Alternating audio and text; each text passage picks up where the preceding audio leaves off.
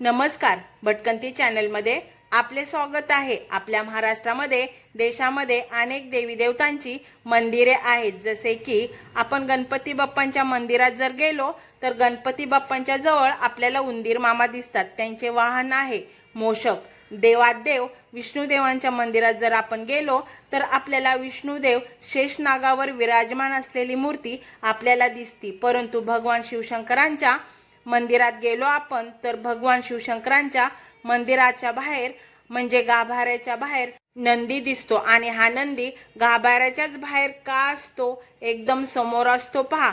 तर ह्याचे रहस्य आपण जाणणार आहोत। आणि विशेष म्हणजे नंदीचा जन्म हा आईच्या गर्भातून झालेला नाही। कसा झाला नंदीचा जन्म, एक रहस्यमय सुंदर अशी कथा आज आपण जाणणार आहोत। ही कथा ऐकल्यानंतर भगवान शिवशंकरांची भक्ती एकनिष्ठ कशी करावी हा मार्ग आपल्याला या कथेमधून नक्की मिळेल। आणि त्यासाठी व्हिडिओ आपण नक्की पहा, ऐका। शिलाद नावाचे महान ऋषी असतात, तपश्चर्य असतात। आता आपल्याला शिलाद म्हटलं तर थोडं आश्चर्य वाटेल। नावाचे शील म्हणजे दगड, तर हे ऋषी दगड खात होते म्हणून त्यांना शिलाद हे नाव पडले। दगडच खायचे ते। फार मोठे तपश्चर्यी होते, परंतु त्यांना मूलबाळ नव्हते। त्यांच्या मनामध्ये एक इच्छा होती की आपल्याला मूलबाळ पाहिजे, म्हणून त्यांनी एक फार मोठा यज्ञ केला आणि यज्ञ करून इंद्रदेवाला प्रसन्न करून घेतले। इंद्रदेव त्या ठिकाणी उपस्थित झाले। आले इंद्रदेव ऋषी महाराजांना विचारले, महाराज आम्ही प्रसन्न आहोत तुमच्यावरती, तुम्हाला पाहिजे ते काय मागा। आणि त्यावेळेला शिलाद ऋषींनी सांगितले की हे इंद्रदेवा, मला मूल पाहिजे, परंतु असं मूल पाहिजे की जन्म आणि मरणाच्या चक्रातून सुटलेले मूल पाहिजे, म्हणजे अमरत्वाचे वरदान त्याला पाहिजे। असं मूल तुम्ही मला द्या। इंद्रदेवाने त्यावेळेला सांगितले, ऋषी महाराज मी तुम्हाला मूल देऊ शकतो, परंतु या मुलाला मी अमरत्वचे वरदान देऊ शकत नाही, कारण तो अधिकार माझा नाही। अमरत्वाचा वरदान देण्याचा तर तुम्हाला भगवान शिवशंकरांची भक्ती करावी लागेल, त्यांना प्रसन्न करून घ्यावे लागेल, तेच तुम्हाला हे असं मूल देऊ शकतात। आणि त्या ठिकाणाहून इंद्रदेव निघून गेले। त्याच क्षणापासून शिलाद ऋषींनी भगवान शिवशंकरांची तपश्चर्या चालू केली, घोर अशी तपश्चर्या केली। त्यावेळी भगवान शिवशंकर त्या ठिकाणी आले बघा, आणि शिलाद ऋषींना म्हणाले, ऋषी महाराज तुम्हाला काय पाहिजे, मी तर प्रसन्न आहे तुमच्यावरती। आणि त्यावेळेला शिलाद ऋषींनी सांगितले, हे देवादेव महादेव, मला असं मूल पाहिजे की ते तुमच्यासारखे पाहिजे, तुमचा अंश त्याच्यात पाहिजे, आणि जन्म आणि मृत्यूचे चक्र आहे त्याच्यापासून दूर राहणार पाहिजे, त्याला अमरत्वाचे वरदान पाहिजे। आणि त्या ठिकाणी लगेच प्रसन्न होऊन देवादेव महादेवांनी तथास्तु म्हटले। भोळा शंकरच तो। आणि नंतर शिलाद ऋषींना सुंदर असं एक बाळ झालं। हे जे बाळ आहे आईच्या गर्भातून झालेले नाही, भगवान शिवशंकरांच्या वरदानाने प्राप्त झालेले हे बाळ आहे। शिलाद ऋषी फार आनंदी झाले की मला बाळ झाले, भगवान शिवशंकरांच्या वरदानाने भगवान शिवशंकरांचा अंश असलेले बाळ मिळाले। आनंदी झाले आणि त्या आनंदामध्ये त्या बाळाचे नाव हे नंद किशोर ठेवण्यात आले। तर नंदन हा शब्द संस्कृतमध्ये येतो। नंदन म्हणजे आनंद देणारा। सुंदर असे बाळ झाले।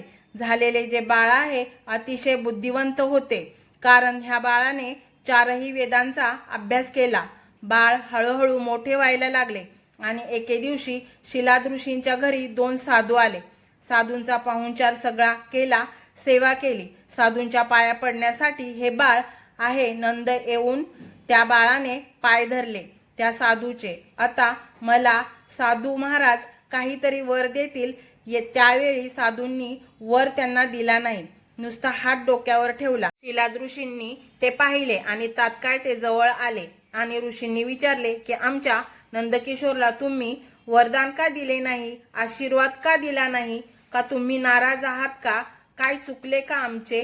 त्यावेळेला त्या दोन साधूंनी सांगितले की ऋषी महाराज तुमच्याकडून काही चुकले नाही, परंतु तुमचे जे दिव्य सुंदर असे बाळ जे आहे नंदकिशोर हा फक्त 1 वर्ष जगणार आहे।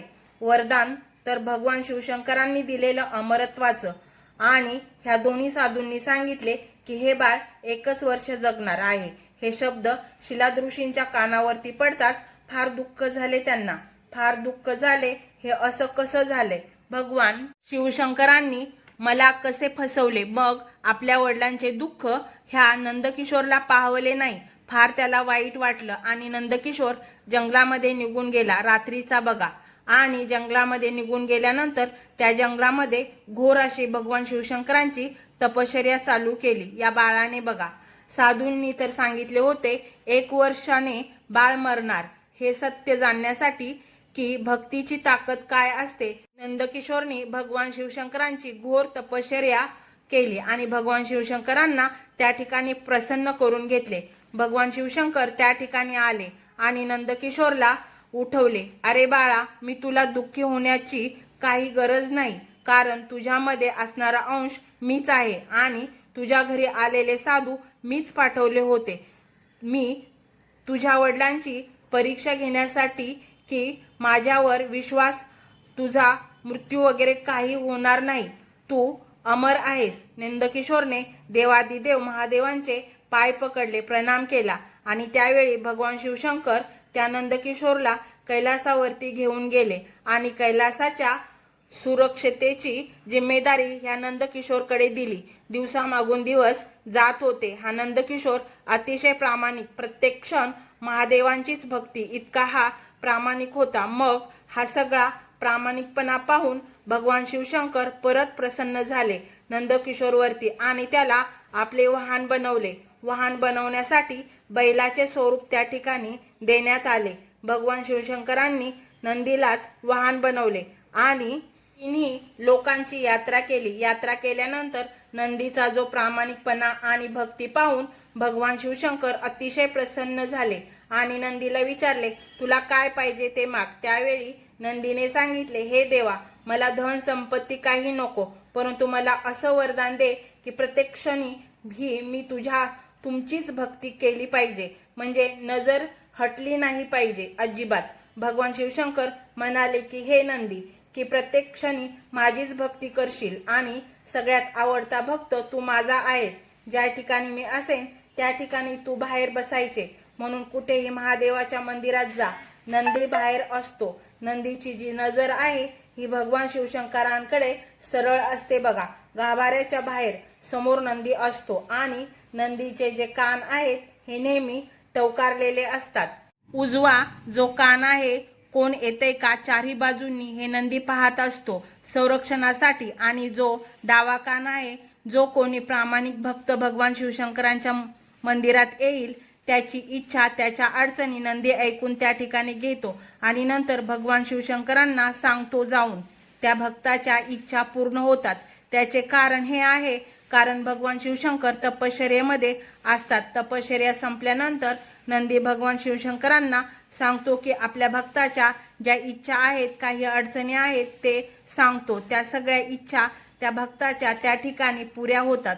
तर महाराष्ट्रामध्ये, देशामध्ये कुठेही जा, आपण नंदी हा भगवान शिवशंकराच्या गाभाऱ्याच्या समोर असतो आणि नंदीला अमरत्वाचे वरदान आहे भगवान शिवशंकरांनी दिलेली. त्यामुळे प्रत्येक क्षण हा नंदी भगवान शिवशंकराकडे पाहत असतो आणि भक्ती करत असतो प्रत्येक क्षण बघा.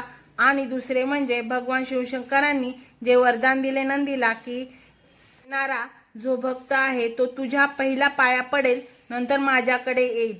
बघा, आपण मंदिरात गेल्यानंतर नंदीचे पहिला पाया पडतो आणि नंतर भगवान शिवशंकराच्या कडे जातो. हे वरदान भगवान शिवशंकरांनी नंदीला दिले आहे.